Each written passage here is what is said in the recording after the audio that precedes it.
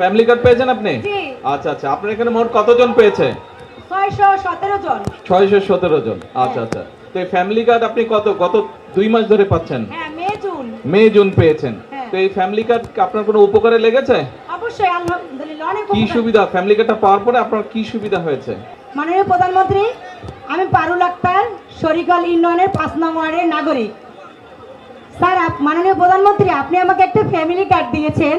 Family কার্ডটা পেয়ে আমার অনেক উপকার হয়েছে, এজন্য আপনাকে অনেক ধন্যবাদ জানাচ্ছি। আমার এতটা উপকার হয়েছে, আমি আমার ছেলে মেয়েদের পড়াশোনার খরচ চালাতে পারতাম না, আমি ঠিকমতো প্রাইভেটে টাকা দিতে পারতাম না, সেটাও দিতে পারছি।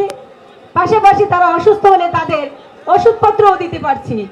আমি দুবেলা দুমুঠো ঠিকমতো খাবারও খাওয়াইতে পারিনি তরি তরকারি দিয়ে, মাননীয় মন্ত্রী, সেটাও আমি পারছি।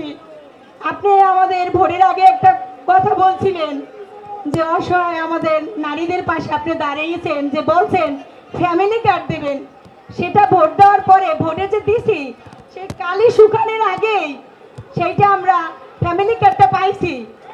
মাননীয় প্রধানমন্ত্রী, আপনার কথা ও কাজের সাথে আমরা মিল পাইছি এবং বাস্তবায়ন করছেন আপনি আমাদেরকে ফ্যামিলি কার্ড দিয়ে। জীবন অবাক না করলে কে করবে? 28% মিল্ক ফ্যাটের অবাক করার সাথে ফ্রেশ মিল্ক পাউডার। জীবন অবাক করুক প্রতিদিন। আর আমরা যে এতটা উপকৃত হয়েছে, আমাদের অসহায় পরিবারে আমরা কিছুটা হইলেও স্বাবলম্বীর দিকে যাব ইনশাল্লাহ। এই জন্য আল্লাহর দরবারে আপনার জন্য লাখো লাখো শুকরিয়া। মাননীয় প্রধানমন্ত্রী, আপনি যাতে আমাদের দিকে আরো তাকাইতে পারেন, সেই জন্য আল্লাহ আপনার জন্য আরো খেয়াল রাখার জন্য দোয়া রইল। সাথে সাথে আমাদের মন্ত্রী, তথ্য সম্প্রচার মন্ত্রী, তার প্রতিও অনেক দোয়া রইল। মাননীয় প্রধানমন্ত্রী, বাংলাদেশের কোটি কোটি মানুষের মধ্যে সবার আগে আমরা ফ্যামিলি কার্ড পেয়েছি।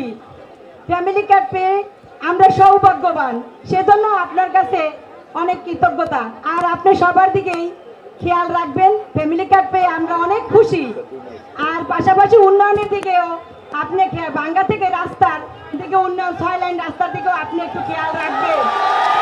মাননীয় প্রধানমন্ত্রী, আমাদের দেশ উন্নয়নের জন্য আপনি কঠোর খেয়াল রাখবেন। ভবিষ্যতে যাতে আপনি আমাদের পাশে আরো দাঁড়াতে পারেন, সেদিকে খেয়াল রাখবেন। আর আপনার পরিবারের সবাইকে দোয়া রইল, যাতে আপনার পরিবারে আপনি যেমন সারা জীবন আমাদের অসহায়ের পাশে দাঁড়াতে পারেন।